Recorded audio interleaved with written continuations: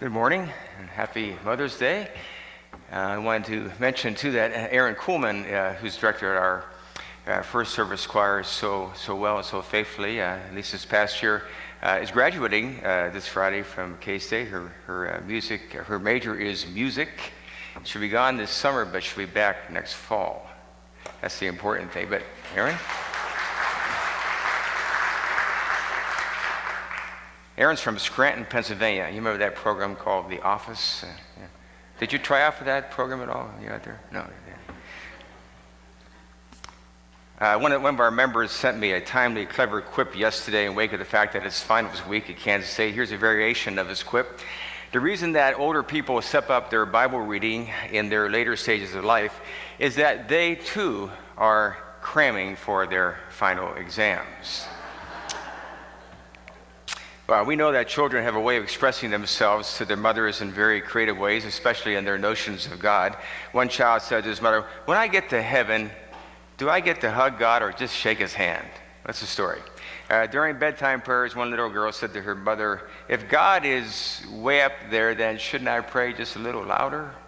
And one girl said to her mother while looking quizzically at one of the family's cell phones, "How many talk to God minutes does our family plan allow?" And finally, one little boy, in trying to learn the words of the Lord's Prayer at bedtime with his mother watching over him, started off with, "Our Father who art in heaven, how did you know my name?" Now, they're rising up in the ranks of age when dialogues, as we know, become a little testier between parents and youth. We hear the story, perhaps some of you may have heard it before, of the mother who objected to her son's long and rather unmanageable hair. So when he asked her to use the car, she responded, "Well, you can borrow the car as soon as you get your hair cut." Well, later that evening, the mother noticed her son reading the Bible at the kitchen table, and the boy looked up and said to his mom, "Did you know that Jesus never cut his hair?" "Yes, son. If you read a little further, you notice that he walked everywhere he went." On this day, when we celebrate motherhood, we remember not only our mothers, but also the virtues associated with motherhood. One of the most significant ones seems to be taking the focus off oneself and putting it onto another. It's very biblical, as we know, as Jesus consistently expressed the need to do this as his representatives today of his life on earth yesterday, when he said, "Love one another as I have loved you." This, we know, is a habit worth forming. Many mothers seem to have perfected that habit with their consistent focus on the needs of their children that they have brought into the world, in addition to the children that many have adopted or have taken under their wing in an effort to encourage and in some cases reconstruct their worlds. Story after story of sacrifice after sacrifice underscore the passion and purpose of a mother or a person who has been elected or who's been called to nurture and encourage a child or youth in need of nurturing and encouraging. And it all comes down to taking the focus off oneself and putting it on another, a habit worth forming for us all, as we know. Our lesson from 1 John validates this, read by Robbie today. Let us love one another, for love comes from God. Since God so loved us, we also ought to love one another. If we love one another, God's love lives in us, and his love is made complete in us. Mothers have a way, as we know, of encapsulating the love of Christ by taking the focus off themselves and putting it onto their children. In many cases, sacrificing an enormous amount to do it. We have all known people in our lives who have been lights unto our paths and lamps unto our feet, as the psalmist said. In addition to the many examples that they have set for us, they have also been wonderful mothers and or encouragers to children and youth. One that comes to mind in my life is a woman named Betty, whose son Danny was a good friend of mine in high school, one with whom I played sports and suffered together with in Latin class. Betty stood out in the crowd as a special mother, in addition to the special mother that I had, because I never knew a time when she didn't take the focus off herself and put it onto somebody else, especially her 9 children who she labored day in and day out to support. But she lived in a town where the racial lines were drawn deeply, and her African-American family, along with others, was unofficially assigned to one side of town. But she never complained. She never lost hope. Instead, she cheered on her children. She cheered on me and my brothers, along with hundreds of children. And she consistently talked about how proud she was to be an American, even though at that time in our nation's history, there was still a lot of discrimination going on, as we know. And how she almost fainted with joy when President Kennedy's 1960 campaign motorcade drove within several feet of her front porch, and as he waved to her and all of her 9 children lined perfectly up on Atlantic Avenue on the west side of town. But it was clear that Betty's perseverance, her optimism, her faith in the future came from her faith in God. As she was a pillar of one of the African American churches in town, she found happiness and not in what others could do for her, but in what she could do for others. A habit, you see, worth forming. We read and hear about testimonies to this unstoppable love in everyday stories of motherhood. I was reading about the background of pediatric neurosurgeon and presidential hopeful Dr. Ben Carson last week, who credits his mother for his success, living as a single mom in the inner city of Detroit, working long hours at 2 or 3 jobs. She kept her family afloat. At one point in her life, when she was coping with anxiety and depression, she said, "I don't have any friends. I don't have anybody to turn to. God, you're going to have to be my friend." She said her relationship with God provided the wisdom and the strength to endure and to demand the best from her boys. She required them to visit the library each week and pick 2 books to read. Then she required them to deliver book reports on those same books. There was only one catch. She couldn't read the book reports. But Dr. Carson and his mother and his brother didn't know that. Her faith drove her to say, nobody was born to be a failure. And it would be the spirit that her 2 sons would inherit, a spirit and a habit worth forming.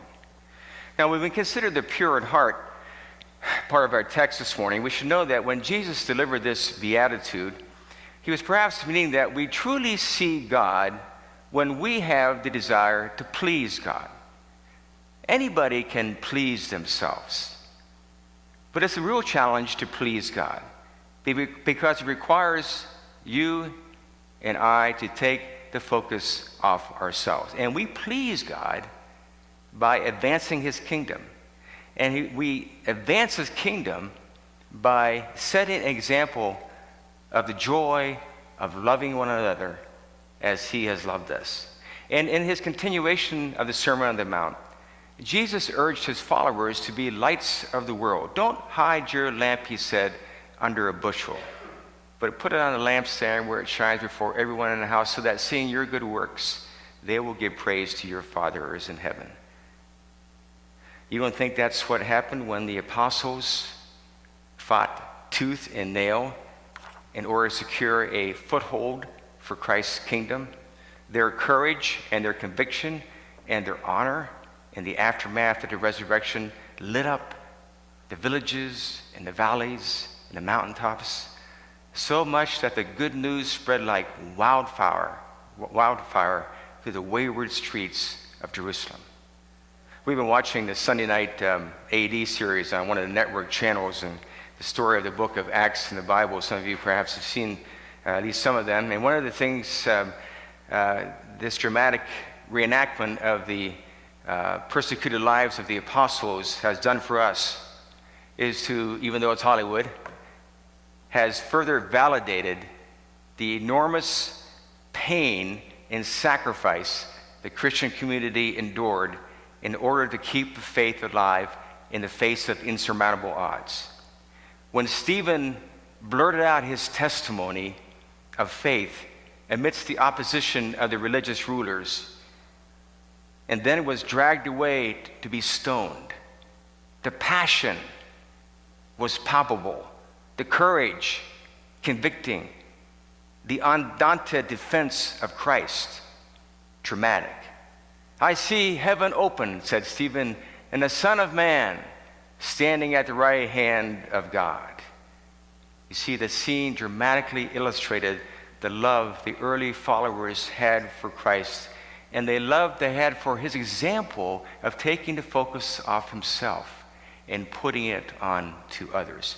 And you know, today we see this same principle and attitude of taking the focus off yourself manifested in different and dramatic ways in different parts of this country right here and the world. New York Times writer Nicholas Kristof and his wife Cheryl Wadoon wrote a book last year entitled A Path Appears, shared with me by member Billy Woodward. And it's a story about people making a difference in the fight against poverty and suffering right here in the United States and throughout the world. I was moved by many of the stories of individuals and even children taking the focus off themselves long enough to put it on to others, especially in the most impoverished areas on earth. In war-torn Darfur, for instance, they write, those who still have homes in that war-torn part of the world still shelter some of those whose huts have burned down. In Congo, survivors of the brutal war still take in orphans when there is not enough food for their own children. In Somali refugee camps in Kenya, children instinctively share their scarce water with others who are thirsty.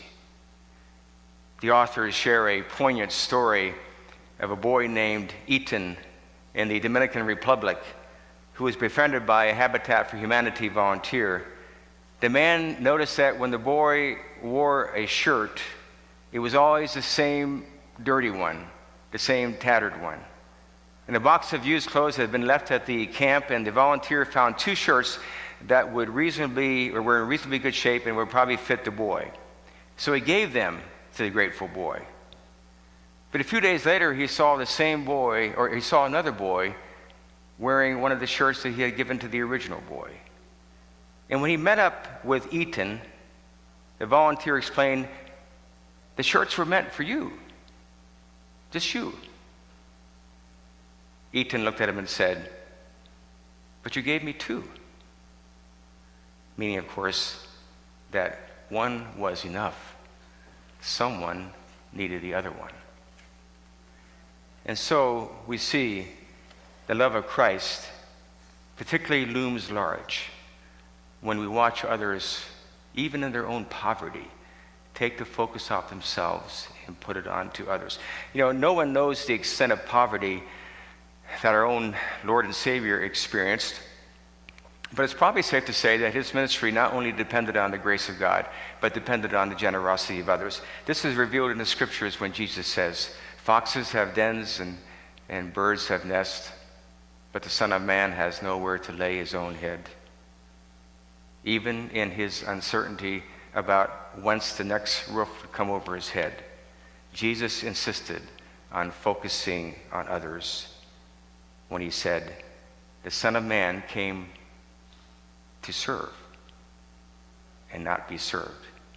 And then in our John passage you read this morning, my command is this, that you love one another as I have loved you. Greater love has no man than this, than to lay down his life for his friends. It is a lesson that our mothers have taught us. It is a lesson that Jesus teaches us every day of our lives. May the words of my mouth and meditation of my heart be acceptable unto you, O God, my rock and my redeemer. Amen.